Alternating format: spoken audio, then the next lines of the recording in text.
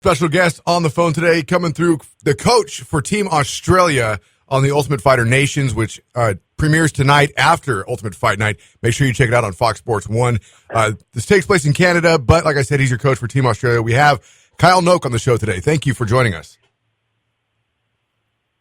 No worries, guys. Thanks for having me on. Hey, we love talking to you guys, man. I'm excited because you're actually calling in from Australia, right? No, I'm actually in Chicago right now. Oh, are you? Are you miss it? Do you miss home? I'm out here wrestling with my wrestling coach, Israel Martinez. Tell me this: do you miss Australia right now? I miss it all the time, especially being in Chicago where it's snowing right now. And then my family called me up, told me it's like 118 degrees back home. Yeah, it's what I've been reading about this whole like polar vortex thing where like we're complaining up here. Well, not in California. It's going to be 70 degrees today in California and sunny. So it's a beautiful day today.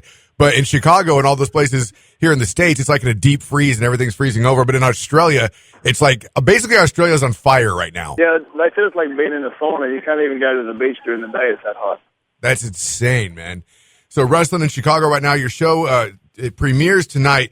How was it, first off, coaching in Canada? Were you upset at all that you didn't get to coach in the famous Las Vegas house? Yeah, I was upset they didn't take it to Australia. It could have been in the summer if it went surfing in between. But it was up in Canada in the freezing cold and the snow. So that was a different experience. I'm glad I'd done it. Do you feel that it kind of gives the Canadian team a home field advantage? I mean, not only is the show filmed there, but also the finale will be there? No, I don't. I don't believe in hometown advantages. We're all fighters. We go there to fight, so it doesn't matter where we're fighting. Oh, we lost you. Are we there?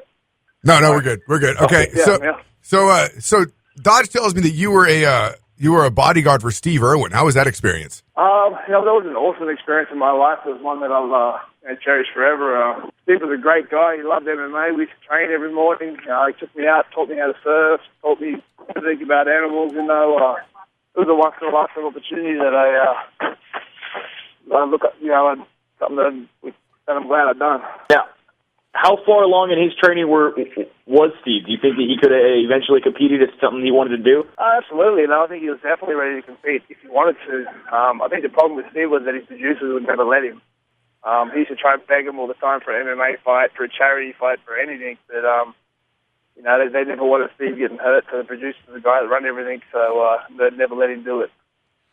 I think he probably could have fought a crocodile at some point in a cage. That would have been good pay-per-view. I remember once he made me go watch a Vin Diesel movie called The Pacifier, which is a kids' movie. So two grown men, me and him, stuck into the movie to watch it just so we could size up Vin Diesel on screen to see if he could fight him or not. Well, supposedly Vin Diesel's pretty short. I don't know if you believe the rumors. Vin Diesel's only about 5'8". He really wanted to fight Wesley Snipes, but he found out Wesley Snipes was small, so he went to Vin Diesel. Wesley Snipes is pretty legit, though. He's got like several belts and several different forms of discipline. I was hoping he hasn't got that raw Australian grit that Steve had. Of course. Well, I mean, that's another thing I wanted to ask you. I mean, obviously working with Steve Irwin, just living in Australia. Australia's got to be the most dangerous continent, not just on the planet, but probably in our entire solar system. I got to assume that basically everything that can kill you lives in Australia. And I was just wondering, what is the most dangerous? I think, what's that? Yeah. What was that? Oh, sorry, I lost. What was the last thing that would be the most dangerous animal? What was the most dangerous animal that you've encountered? Probably a crocodile. You see these take it up north for like 2 months at a time, catching crocodiles and putting satellite trackers on them and doing studies on them. I almost got bit by one once for letting it go, and I was on the head. I was the last one to get off, and I ran to the wrong direction. One turned around and snapped at my leg and almost took my leg off. It just scratched all the front of my leg. Luckily enough, I got my leg out of the way in time, but this front teeth just grazed the front of my leg. What about those? I've ever come to losing that leg, I think. That would have changed your entire MMA career, right? Yeah, right.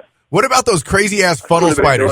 I hear about those funnel spiders that, like, chase you and they will kill you and eat your entire body. Do those really exist? No, they don't chase people. They just chase cats and dogs and eat them. No big deal. Only cats and dogs. I am never coming to Australia, ever. So tell us this, man. Is there anything you can tell us to keep an eye out for this season on the Ultimate Fighter Nations? I don't know if I can give anything away.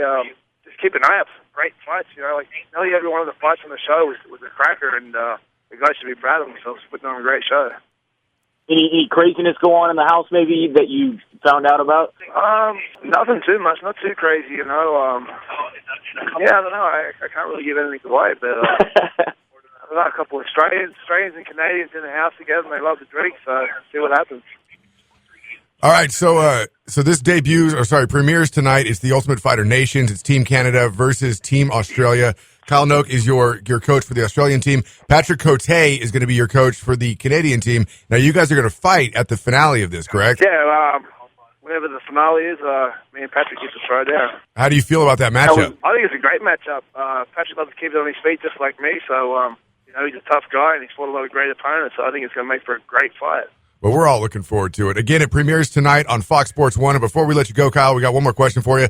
Quick fight question from Dodge. And I think that this probably is going to be the best answer that we're going to get, because I think that Kyle Noke, from living in Australia, the land of the most dangerous animals on the planet, would have probably the closest kind of experience with this kind of question. Go ahead, Dodge. I have to agree. Okay, so who would win in a fight, Kyle? Is a bear with machine guns for hands and feet, or a pterodactyl that poops chainsaws? Depends how accurate that pterodactyl is, man. I'm gonna go with the pterodactyl because he's not gonna get close. No, I'm gonna go with the bear. He's got machine guns, right? Right. That bear's got a bit of agility. He can jump out of the way of the pterodactyl chainsaws or whatever it was. Yeah, that's correct. Hey, that's fine. I'm going with the bear. You know who wins that fight? It's the Australian funnel spiders that chase dogs and cats. That's who wins that fight. Yeah, it depends if there's an Australian animal there. Come on. We'll do something with a kangaroo next time. There you go. All right, Kyle. Well, we appreciate you being on the show today, man. Of course, hopefully we can watch your show tonight. Well, we will watch your show tonight. We'll enjoy it. Ultimate Fighter Nation's going on Fox Sports 1 tonight after the Ultimate Fight Night on Fox Sports 1. And then, of course, as we get closer to your fight, good luck in your training and all that as well. Thanks again. No problem. Thanks for having me on, guys. All right, take care.